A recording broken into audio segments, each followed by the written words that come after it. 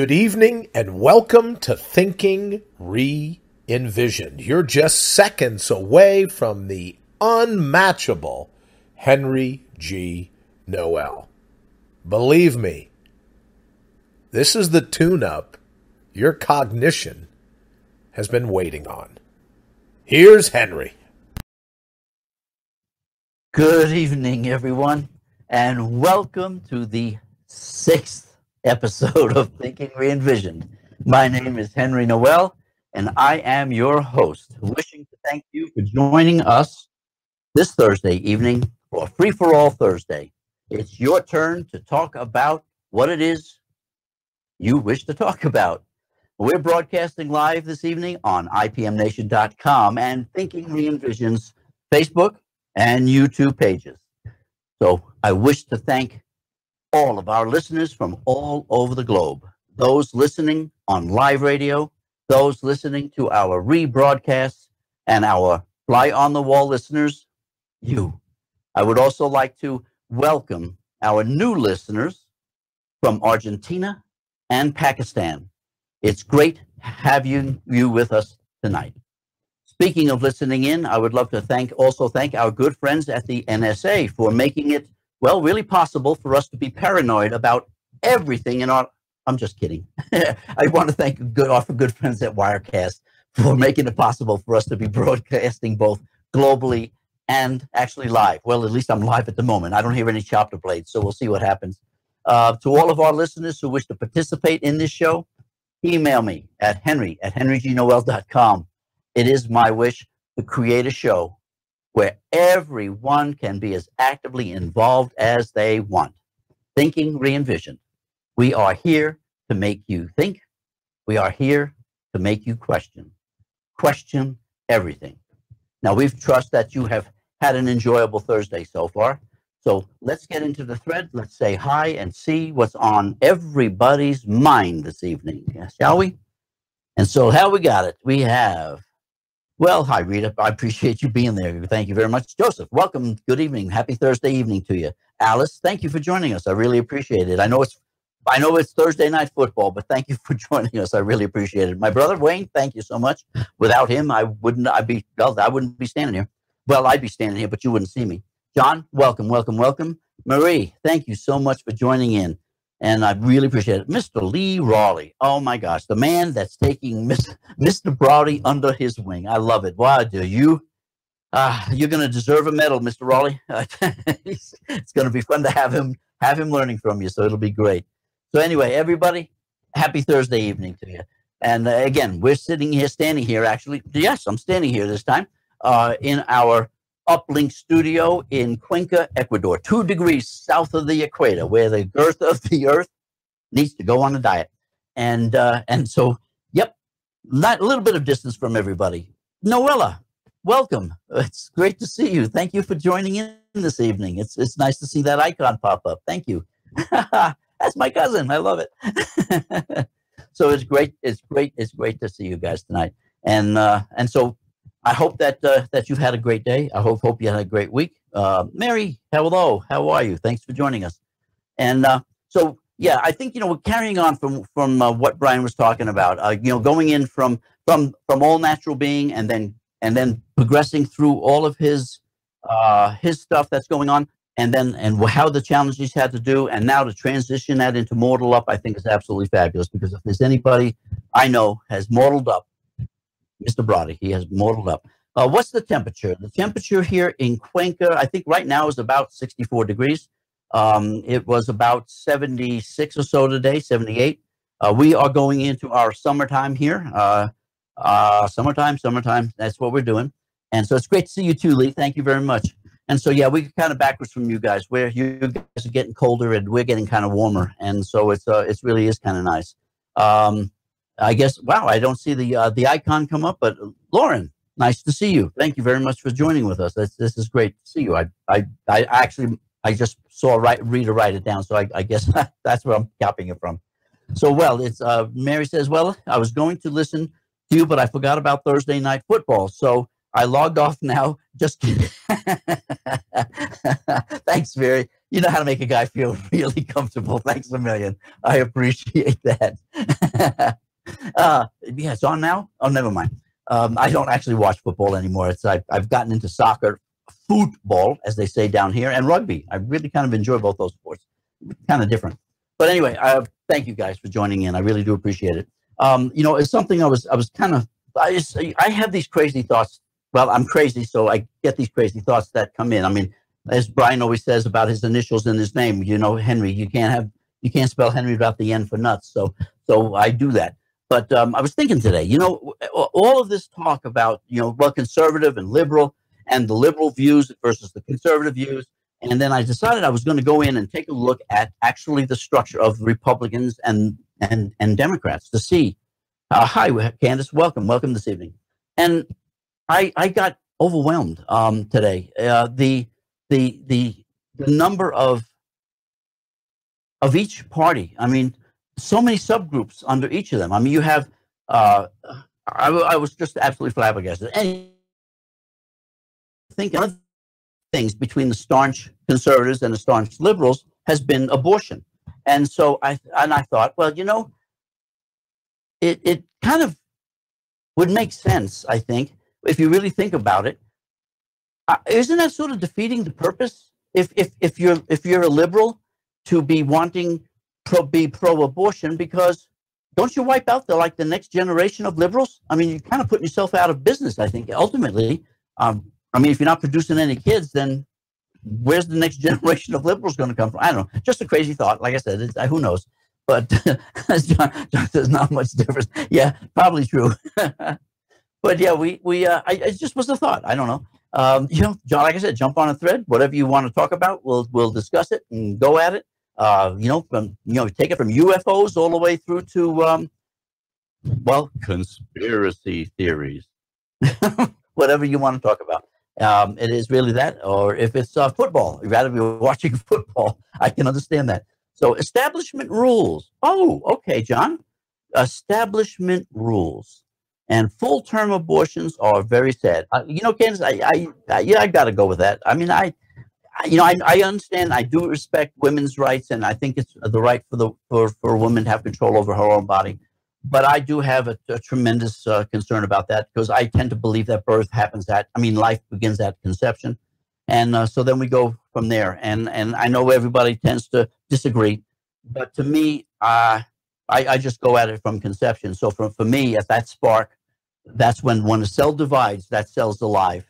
And nobody can argue the fact that the cell is alive, because a dead cell doesn't divide. So as soon as the cell divides, that's life. And so I can't, I have to stick to my guns on that. Paul, good evening. Thank you. And thank you for joining us from the beautiful country of Ireland. I just love that country too. It's just absolutely gorgeous. So thank you, Paul, for joining us. I really appreciate you being in.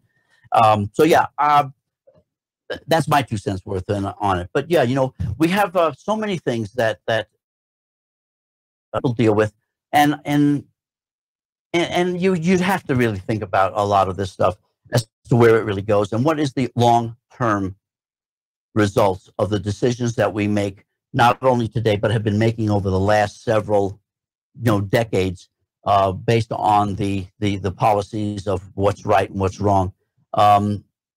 Again, I mean, I just don't get it either. Candace, 9 months pregnant and can abort. I don't know. Like I said, to me, that's just absolute wrong. But again, it's really hard. Hi, Paul. How are you? You're very welcome, Paul. It's great to see you on. So yeah, it's we're not the U.S. is not the only country dealing with this stuff. I mean, I know I watch a lot of the news from England and from England and Ireland. I watch a lot of news and reports from Europe to see what's going on, and I'll tell you, the world is in a mess, and it's really insane how it's we play God, and I'm not sure how fine a line it is between playing God and being a goddamn fool. I'm not sure where you draw that line in the sand, but it is really, it's a tough one. We have so many, and we talk about morals. Again, we talk about how morals are, and yet we deal with full-term abortion. And that is like, that makes it okay. If you delivered it and then killed it, that would be murder. But while it's within the body, it's called an abortion. I don't quite understand it. Like I said, I don't. That's why I let the courts deal with all that stuff. But for me, no, that's just not the way it should be. Hi, Janet. How are you? It's great to see you. Thank you for joining us this evening. So yeah, I wasn't exactly planning on talking about abortion and that, but if you're bringing it up, you're talking about it. This is your show tonight. You're the producers of this show, so I think it's really hard to refute it as an issue. It is something that we do have to deal with. It's that balancing between women's rights and that, and of course, you have a million different arguments as to have to deal with things. I mean, is it a result from rape? Is it for a result from incest? Is it a result from whatever it may be, or just a great party night? But the bottom line is that yes, I understand that the women have the rights and they should be able to control their own body. But and I, under certain circumstances, I certainly can understand that. But boy, at 9 months, wow, that's a tough haul. When you're dealing with the thinness of your skin, and talk about thin skin. You're dealing with the thinness of your skin defines murder versus abortion. I'm not sure I quite follow that. Paula, great to see you on. Thank you very much for joining us. I appreciate it. Thank you. Wow, this is great. Life is life, Joseph. You're absolutely right, and it is life is life. And to me, the fine line is how do we define it? How do we define what life is? And like I said, I've given you my point of view. The moment of conception, that's life, and that to me is it, because when a cell starts dividing, that means that's life. And I can't refute that. To me, that seems to be pretty much standard as far as I'm concerned. Because when man has the capacity to create life, which we have not been able to do yet at all, we can get cells to fertilize each other. I mean, and produce offspring in vitro. We can do that with clones by from cells that are already alive, but we cannot take two cells and create life. We can't do it. We simply can't do it. There's that spark that occurs. There's that chemical reaction that occurs. There's the hand of the ultimate supreme spirit that starts the life. And man can't seem to do it, and until they can, I don't think sitting here professing to be God is the way that we should do it. So, and I will continue to follow that line as long as I am around, because I really believe that that's what it is, and because I believe all of our programming, everything that we know, everything that we are from, is what starts our life, and we have all of that knowledge, all of that wisdom within us, and then we lose it as we grow up. We get covered up with all of the everyday stuff that we have to live with. And so that's why I always say we strip away shroud after shroud after shroud of all of this stuff that we have learned all of our life, and we get back to the essence of what we are, and that we got from the very beginning. So to me, that's how I see life. That's how I look at it, and that's the only thing I can come up with after studying this stuff for so many years. Candace says, my friend adopted from another country because waiting for years and couldn't have one. Yeah, and we make it so difficult. There are those that don't want the children. There are those that do. So match them up. I mean, how difficult can it be? There was a movie, I can't remember the name of it. It was a Keanu Reeves movie, one of his early ones. He was just down there, probably just in his early 20s, maybe a teenager. And one of the things he had said, he was talking to an actress, and it was about the daughter. He was dating the daughter. And he told the mother, and I mean, again, he's just a flighty kid. He's just playing a flighty kid. And he comes up with this realization, this clear-headedness. And he goes to the mom, he says, you have to have a license to be able to drive a car. And you have to have a license to be able to hunt. But any fool can become a father. Amazing. I mean, it's really a profound statement, because that's really true. It's really difficult to pin down what it really is to be a parent And I don't think most parents don't know how to be a parent. They just follow whatever their parents did. It's the best guide they have. And it doesn't mean that it was correct. That's for darn sure. Abortion is sacrificing a human life on the altar of self. There you go, Marie. I'm not going to argue at all because I like I said, I have my stand on it. I don't believe that it should be done. I believe women have their rights to proclaim and control their own body, but they're also responsible. They're also responsible. It's one thing, it's the same thing with the freedom of speech. Yes, you have the right to say what you want to say. Well, we used to have a right to say what we wanted to say. Now you get arrested. But we used to be able to say what you wanted to say. But there's a responsibility when you open your mouth and you let something come out. And that's the part that I think we have grown so far away from, is this responsibility. We've lost the responsibility. We're entitled to too much anymore. And it's up to everybody in the world to give and give and give to us, and it's our job to take it. So it's, I'm sorry, that's not the way I see things. I see life totally different than that. And we are responsible, and I discussed so much of that in the writings and stuff that we've covered. But it is all about responsibility. It's all about, and I'm not even going to say common sense, because I don't even know if we can define common sense anymore. If you look around, just past anybody on the street, I think we can pretty much say common sense doesn't exist at all. So it is really hard to just up and plain make decisions and make policy. And I think where Joseph brought it up in the very beginning, about administration, and about talking about the policies, establishment rules. They're there. I don't necessarily agree with most of them, and I find that most of the rules, the laws that are in place, usually are for the purpose of a handful of people. It's not there for the majority of the people, and I think that that's a large part of it. It's the few have rights and the majority don't, and or you better be really careful with how you deal with things. I mean, that's why I'll wait to hear a thing about my comment with the NSA. But it's the way it is. This is the way the world seems to be going. Insanity breeds more insanity, it seems like.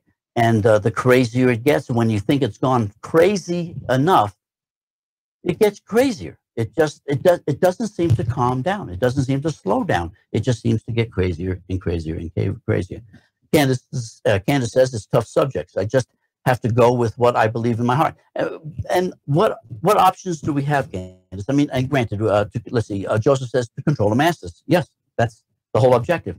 And the minute that we start to unite, they find a way to divide us and break us down so that we're into smaller groups. We're more controllable that way.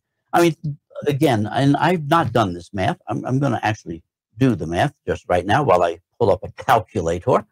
But if we have 8 billion people in the world, and let's say there are, I can't even guess, let's call it 10 million politicians in the world. That's 8,000 people for every politician. That's why they divide us. Because united, 8 billion people, minus the 10 million politicians in the world, yeah, they'd be scared to death. And that is the bottom line of it all. And that is really what the problem, I think, lies, is that united. So we can't unite. So we'll find every reason to keep you divided. We'll divide you. First of all, we'll divide you by sex. And we'll make sure that we put odds on you, because we'll only pay women 2/3 of what we pay a man. And that'll keep everybody at odds right there. Then you turn around and you start breaking it down based on your skin color or your religion, or you break it down by the neighborhood you live in or what street you live on. Pretty soon it'll be based on the house that you live in, and the car you drive. I mean, we're drawn and quartered in so many different ways that uniting seems to be impossible. But our survival is predicated on our survival, and that means we have to unite as people. We have to. Yeah, and then this on top of that, Candace, are the ones that control the politicians. It's really sad when you really look at where we're going. But we have answers. There's things we can do. One, yes, we can change us. We can get ourselves to where we understand who we are, and that we eliminate our prejudices, our discriminatory uh, processes that we use. We start looking at each other as brothers and sisters, regardless of where you are in the world, regardless of the color of your skin. Because I worked in surgery when I was in the military, and let me tell you something, folks. We're all the same on the inside. Nothing at all. And the pigment on your skin are only 3 layers thick. So 3 cells thick. So you know, it's just amazing that we judge our entire lives are based on 3 cell thicknesses of your skin, and we hate, kill for that. I'm sorry. I don't get it. I really don't understand it. I don't want to understand it, to be honest with you. I really don't, because if I understood it, that would be the scariest thing for me. Joseph says money and power controls the politicians. Absolutely it does. And it's really funny because they think they have power. They don't. You know, and you look at the power structure. If everybody was celebrating because the Democrats had took over the House of Representatives, all the power to them. Hello, Kelly. Good evening. Welcome. You know, I think the goal would have been the Senate, because you want to look at two powerhouses of houses. That's the Senate. And so, you know, great, celebrate the House, but it's the Senate that actually controls everything that's done. So, it just seems to me to be just ridiculous that where we put our priorities, how we put our priorities, and how we see things, and how we judge things. Candace says skin color may have derived from geographic locations. Oh, well, absolutely. And I'm sure there's a natural reason for the skin color and changes. But the whole bottom line is we're all humans. We're all part of the human race. That's the only bloody race that we have on this planet. I will stand firm until NSA takes me down. But it is the only race on this planet, and it's time we woke up and realized that that is the only race, and we are all members of it, and we don't have differences. All of the differences are what politicians, corporates, news reporters, religious leaders tell us the differences are. There's no real differences. That's all man-made. So we're doing this and accepting it all by ourselves. So it isn't. It has nothing to do with your religion. It has nothing to do with your political views. It has nothing to do what label you put on yourself. It doesn't have to do with what fears that you have been taught or what discriminatory things you have been taught. It has to do with who you are.